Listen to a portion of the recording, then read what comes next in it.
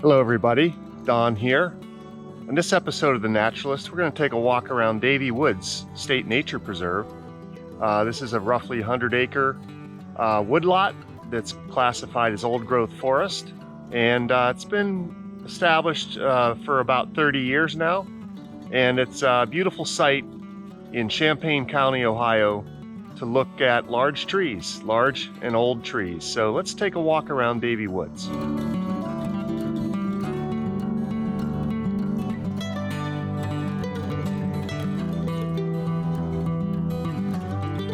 So let's begin our journey today through Davey Woods, and it's the 20th of September 2023, just prior to the start of fall, and you can feel it in the air and you can see it in the trees.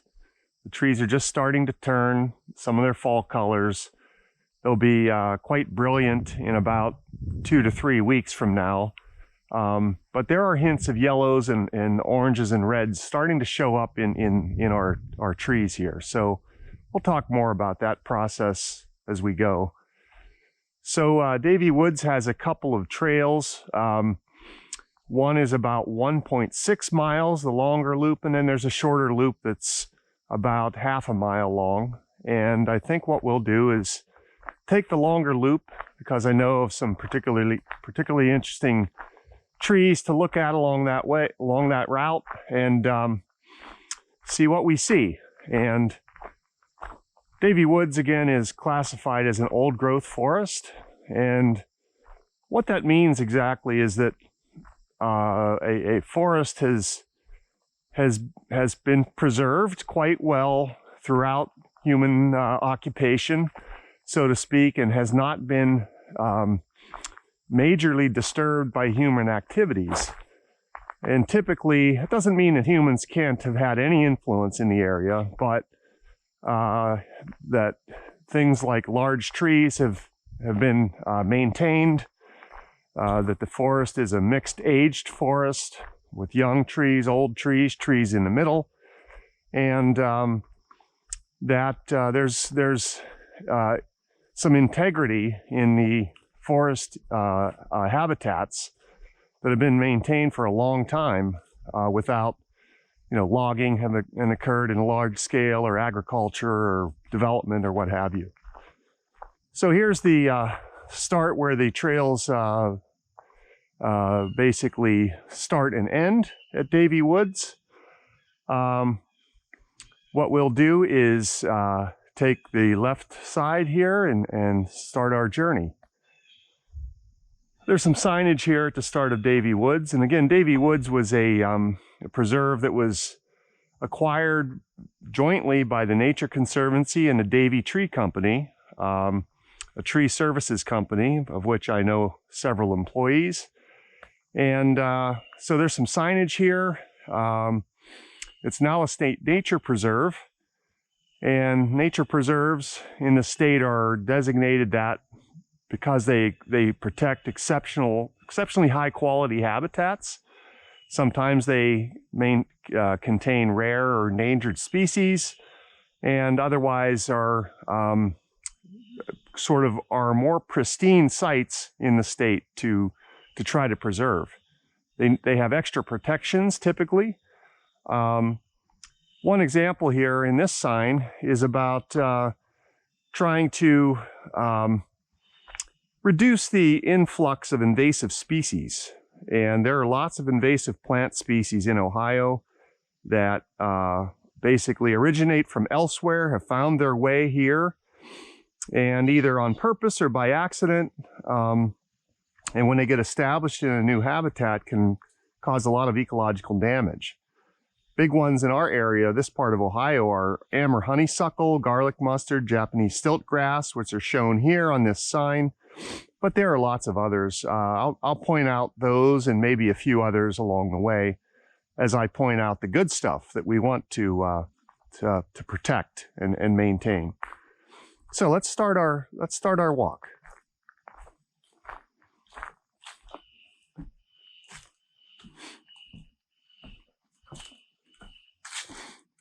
It's a short wooden bridge here crossing a creek, which I believe is a tributary to Nettle Creek.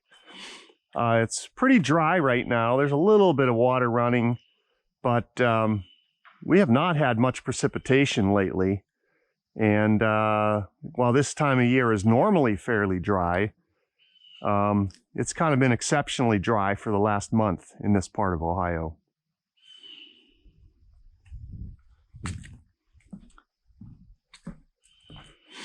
All right, so at this little intersection, you have a choice of the starting on the long loop or the short loop. So we'll take the long loop.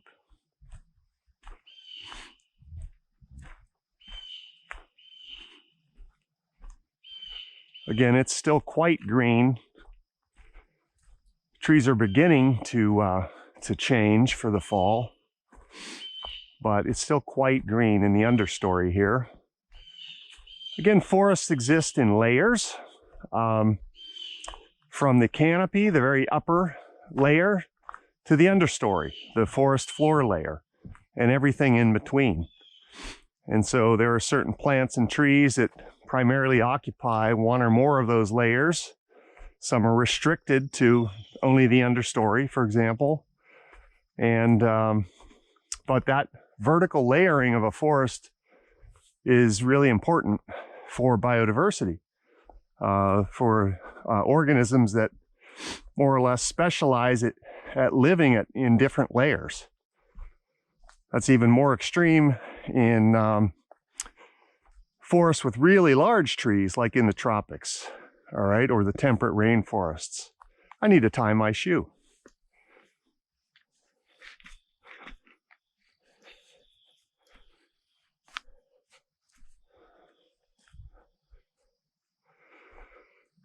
Okay, let's continue.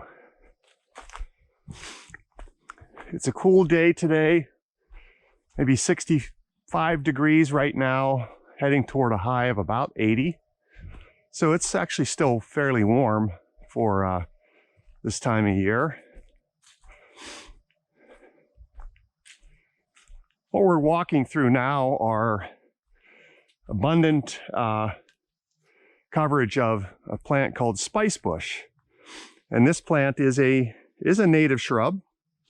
This is something we like in our understories. Okay, it's a shrub-sized plant or small tree.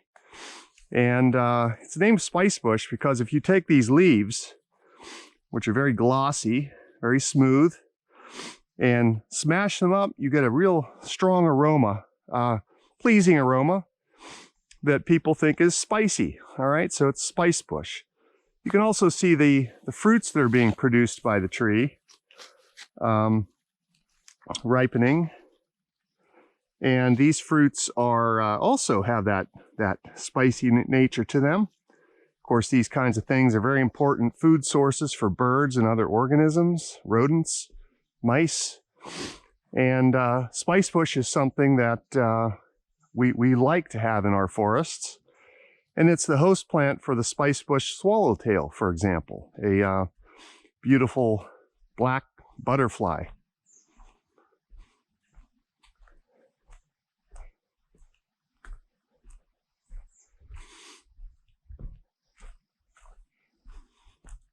Old growth forests, or healthy forests in general, don't consist of just living trees, okay? There are a lot of dead trees in healthy forests, all right? That's part of the natural cycle of things. We would call a tree like this, which appears to be a dead tulip tree, a snag, okay? A standing dead tree we call a snag. And these things are very important for biodiversity. There are a lot of organisms that are living and feeding on this tree right now, from microbes, fungi, to insects and beetles, to the birds and so forth that then would feed on those insects. So standing dead snags are really important, as well as the dead trees and logs that you see on the forest floor. Okay, that's very, very important as well. We would call those coarse woody debris. And the same sort of things are happening at the ground level with organisms that live and feed and hide in these kinds of, in these kinds of resources. So a mix of dead and dying trees is as important almost as the living trees in a healthy forest, if they're dead and dying for natural causes.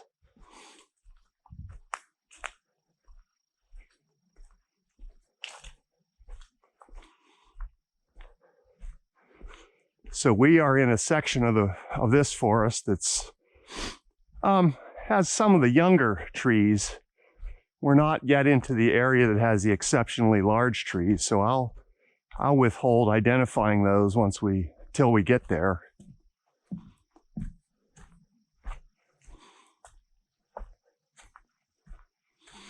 The trails here are basically very easy to navigate, packed dirt trails mostly, with a few stream crossings, with generally wooden bridges crossing the streams.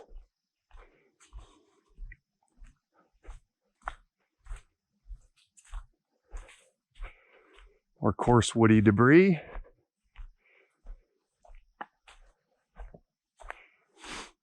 This part of the county, Champaign County, was glaciated, and some of these features, this is kind of a hilly site, are remnants of the glacial history of this area.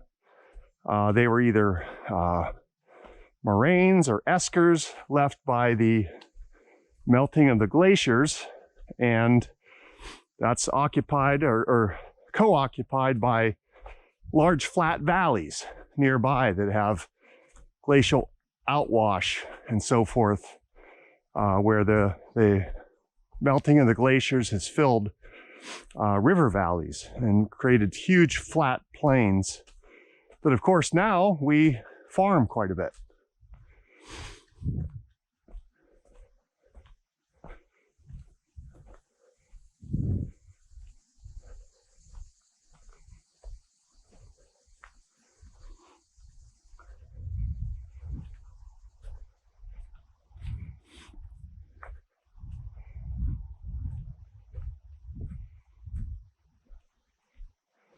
Okay, now we make a turn. We were heading east for a moment. Now we're heading basically west.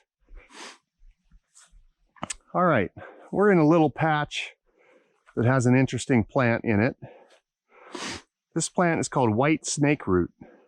All right, it's a fall blooming plant, and it's abundant in forest edges and in meadows in some cases. And it's a very important plant. Pollinators like it. It's a native plant.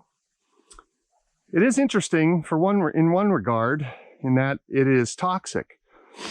That is, it contains alkaloids, toxic alkaloids that, if consumed or if you eat a product that has these alkaloids in it, you can get sick and die from it.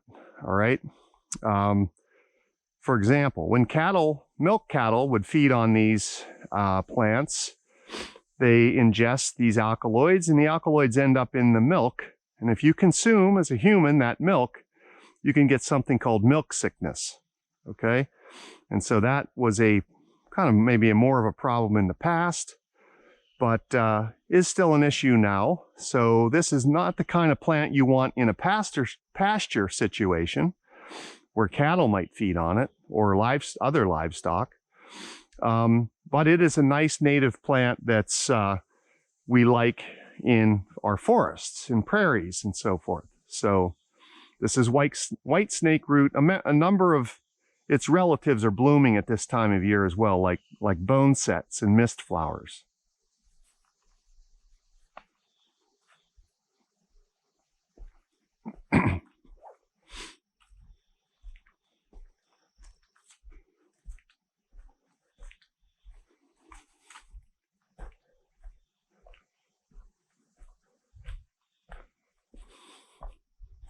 This area is quite basically, you might say, dominated by spice bush in the understory, but I don't mean that in a bad way in this case, because this is a shrub that we want to be here. when you see a site like this that has nothing but amber honeysuckle and so forth, that's more of an issue.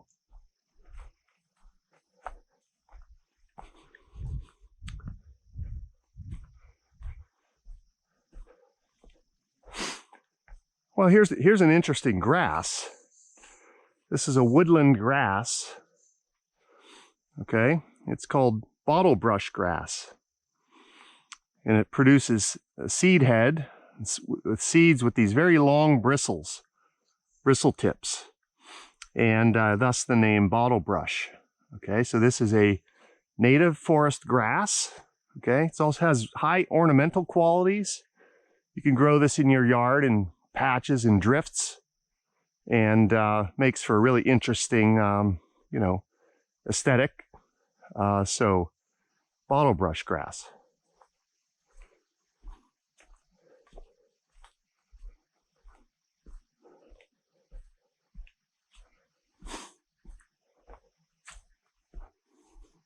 A lot of coarse woody debris in this forest.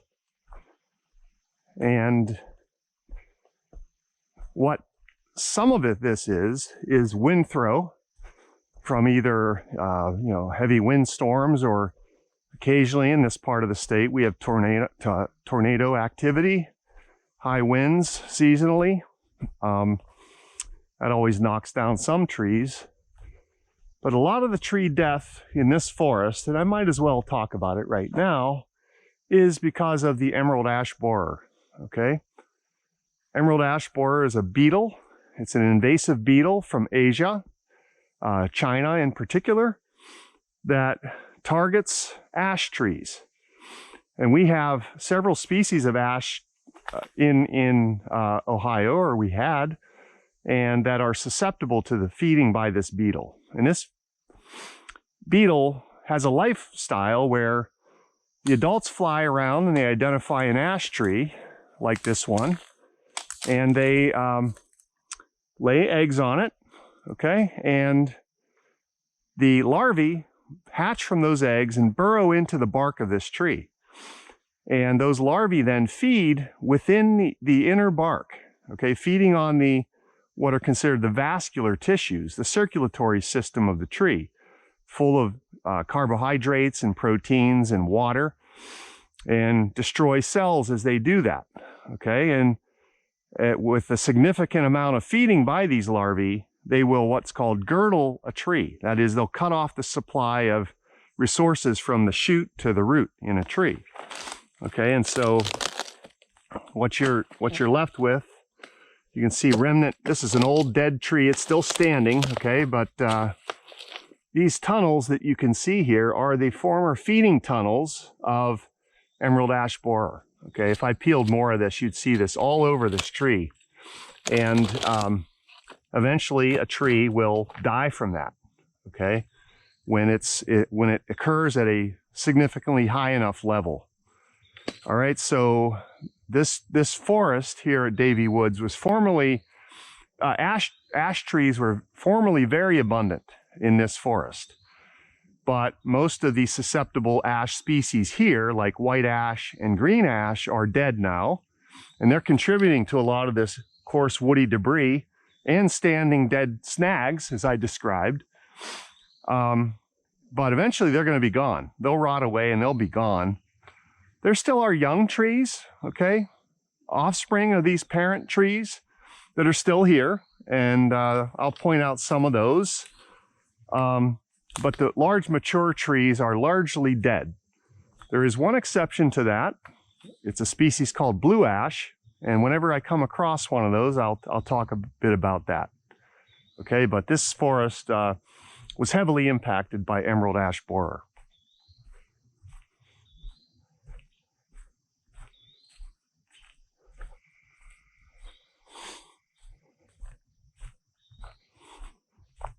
Okay, so we're heading basically northwest.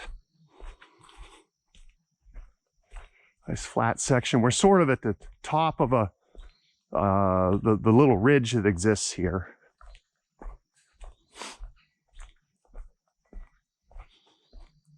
Plenty of coarse woody debris.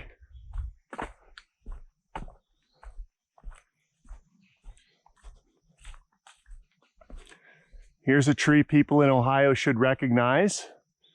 Okay, if you look up there, okay, these palmately compound leaves. I'll take one off here just for scientific purposes. Okay, that's what we call a palmately compound leaf. All right, that is one leaf with one leaf stalk that has multiple leaflets. And because they're arranged like the palm of your hand, okay, we call that a palmately compound leaf. That's opposed to pinnately compound leaves. Those kinds of leaves, like ash trees, where the leaflets all radiate off of a central stalk like a feather. Okay, I'll point that out soon as well. But this is Ohio buckeye, and this is our state tree. All right, and the namesake, of course, for the Ohio Buckeyes. There are no buckeye fruits on this particular one, but I'll try to find those as well.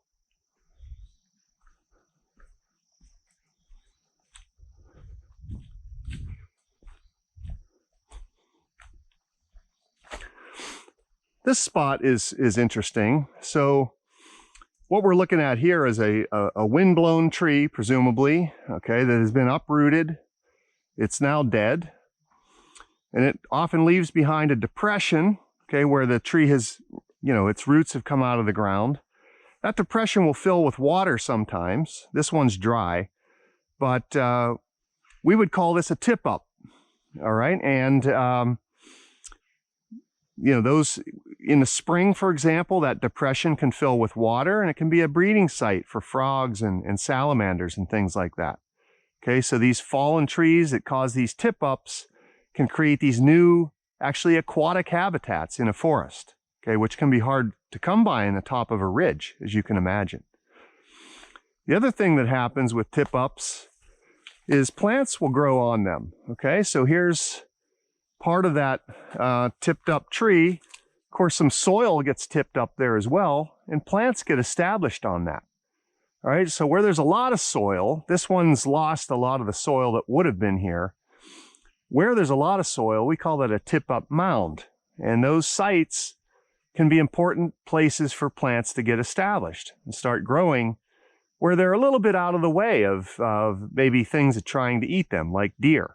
All right, if they're up elevated, they can get started and without being eaten right away. Okay, so tip-up mounds can be important little refuges for plants to get started, where they're a little bit safer than your average plant just on the forest floor. Okay, so that's a tip-up or tip-up mounds.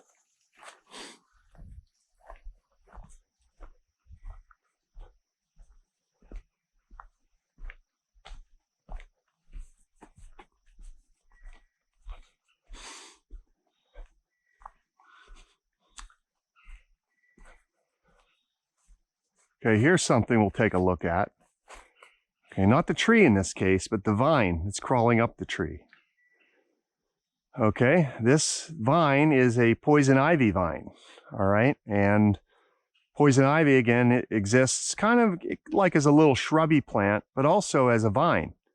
When it contacts a tree to climb, it will, induce its vining strategy and climb up that tree and, produce its leaves and fruits and so forth up there somewhere.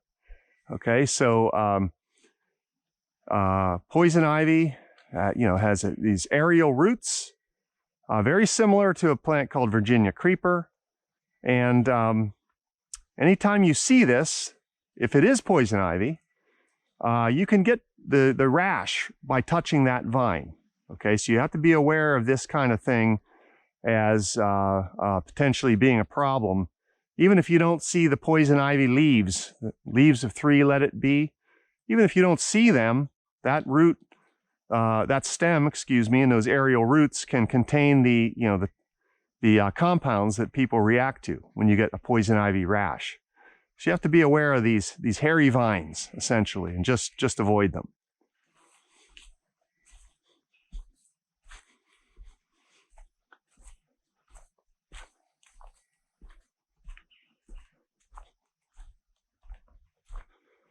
Okay, Davey Woods is known for several key species of oaks, hickories, walnut, sugar maples, and tulip trees.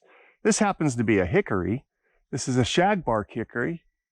It's not a particularly shaggy one, but shagbark hickory is named for these shaggy plates that extend from its bark. It also makes a very large nut with a large husk that's actually edible if you decide to crack it open and collect enough of the nuts. That's shagbark hickory, very important and interesting looking tree. There are several other species of hickory in this forest too, I'm sure. We'll see if we encounter any others.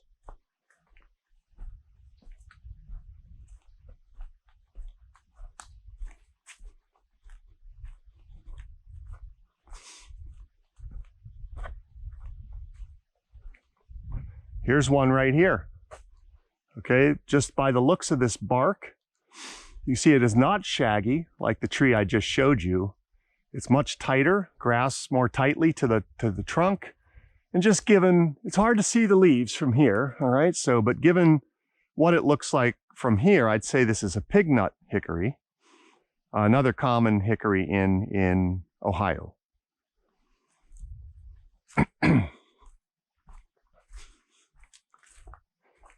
Okay, now we're starting to get into an area that houses some of the larger trees of Davey Woods. I'll focus mostly on those right along the trail, although I will, for scientific purposes, I am a professor after all, step out to identify some particularly large specimens.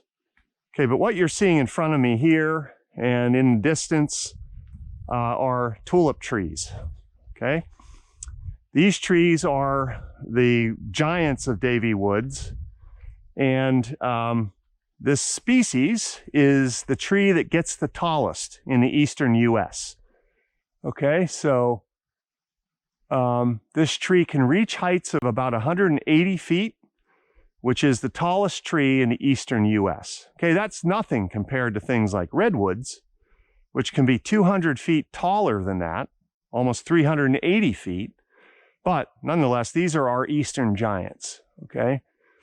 I've measured several of these trees at Davey Woods. And by the way you measure a tree, I didn't bring it with me, I will in other episodes, is to basically take a tape and wrap it around the tree at about 4.5 feet from the ground, okay?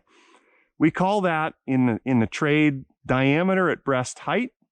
And that's a common way you measure trees, tree circumference or tree diameters.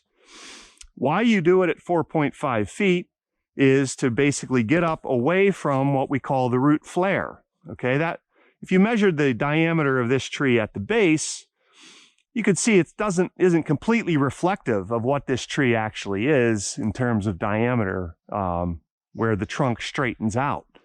So the goal of that 4.5 feet is that you get above that root flare, and you avoid any false readings due to that flaring root, flaring aspect of the trunk where the roots then extend. Most of the trees in Davey Woods are about 3.5 to 4 feet in diameter, the large tulip trees. There's one exceptional specimen I'll point out to you. It's a little larger than the ones we're looking at here, but these are impressive trees as well. Now these trees, the thing about them is they're large. They also grow fast though. So they're not maybe as old as you might think based on their size. Here's another really large tree. I believe that the oldest tree that's been estimated in Davey Woods is 145 years old. So how do you do that? I'll demonstrate this in subsequent episodes as well, but what you can do without cutting down the tree and counting the rings, you can drive a coring tool into the trunk toward the center of the tree, pull out the core that you've basically extracted, and count the rings that way on a very small piece of this trunk. Okay, that's called tree coring. and then you can age the tree that way. You can't always get the whole way through the trunk, so you have to do some estimating in some cases.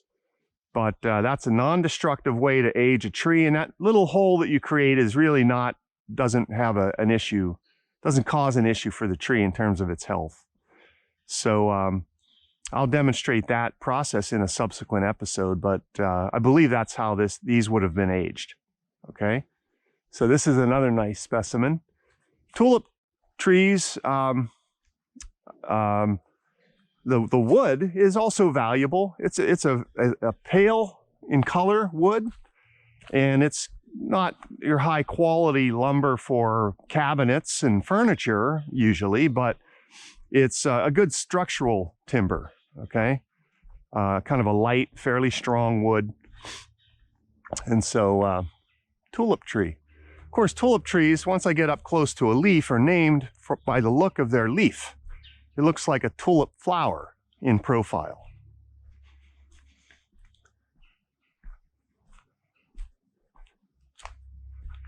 All right, to my right is a white oak. Okay, a little bit off the trail, so I'll just stand from here for now.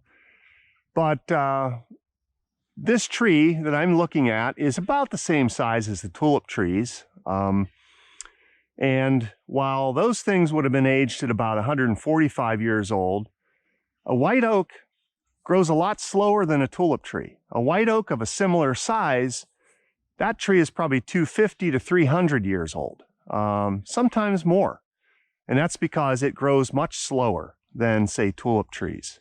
So you can't always judge the age of a tree by its size, by its diameter, because trees have different inherent growth rates. And so when I tell people, and some people are surprised at how old these trees can be. We have, white oaks in the state of Ohio that are in the order of 600 years old. There are other oak trees in the US that are closer to 1,000 years old. Oaks can live a very long time. And when you see a large white oak, you're looking at an old tree. A rule of thumb might be between 50 and 80 years per foot in diameter. Okay, so that tree I'm looking at is probably about 3.5 feet in diameter, and that tree could easily be 200 to 300 years old. Okay.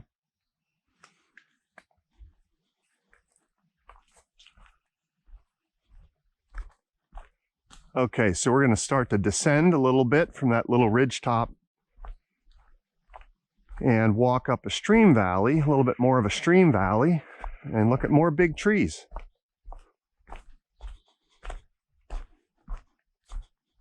In fact, this is where we started, okay, with our loop this morning.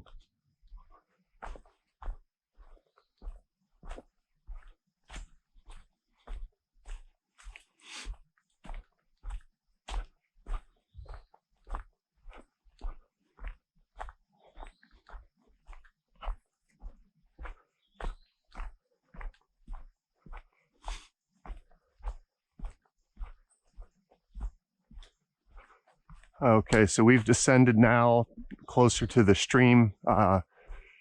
This is in an area that we would call the riparian zone, which is the basically you consider kind of the floodplain of a stream or river. Here's another large tulip tree beside me right here. Impressive, very impressive. These trees are probably, I believe the tallest is thought to be about 150 feet in this forest.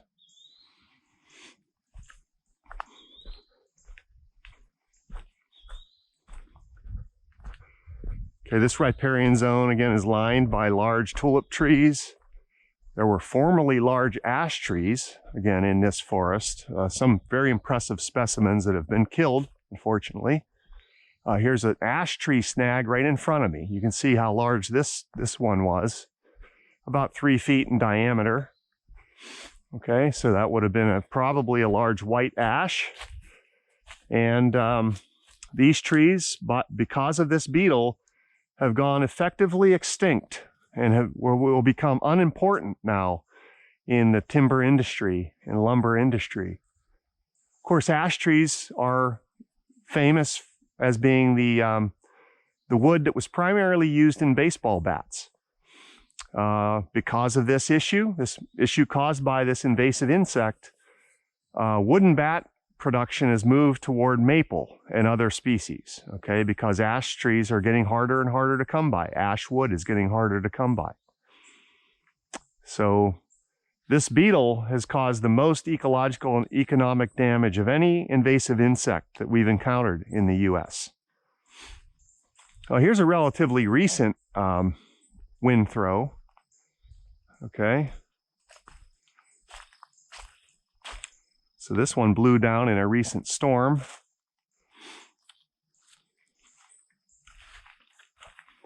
Some other large tulip trees.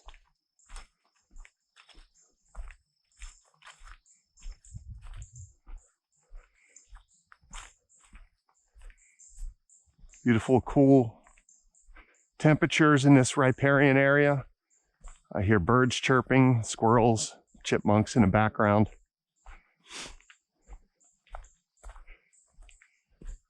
Here's a feature of ashes that also make them a problem when they do die, is in that even though their wood is very valuable as flooring and furniture and cabinets, when they die, they get brittle fairly quickly.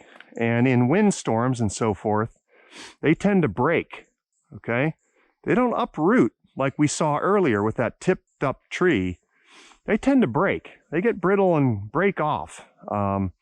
So this was an ash tree killed by emerald ash borer that's snapped off at some point, presumably in a windstorm, but nonetheless, this causes them to be real liabilities in a more, urban, suburban setting where they might fall on houses or cars or what have you.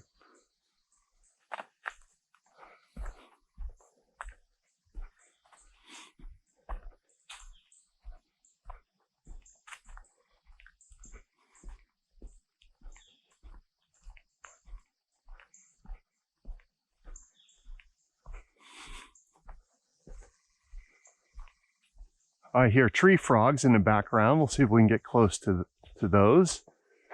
Okay, in front of me is a tree that is easily recognizable, okay, because most of the time you find one of these near a trail, someone has carved their initials in it.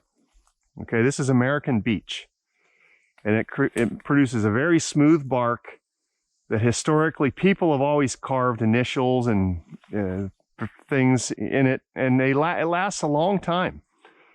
I've seen an American beech on my campus here recently that had carvings that were dated to 1930 on it. You could still see the carving on this smooth bark of the beech. Okay, so American beech, they make a nut called a beech nut, a very important resource for organisms in the eastern forest. Beeches are under threat by a variety of diseases and insects. This forest is not yet impacted by any of those, but there's beech bark disease, for example, in the northeastern part of the state and in places like New York State that has really devastated beech populations. The tree that we saw that fell over, I didn't identify it earlier, was an American beech. Okay, so there's some large beech trees here as well.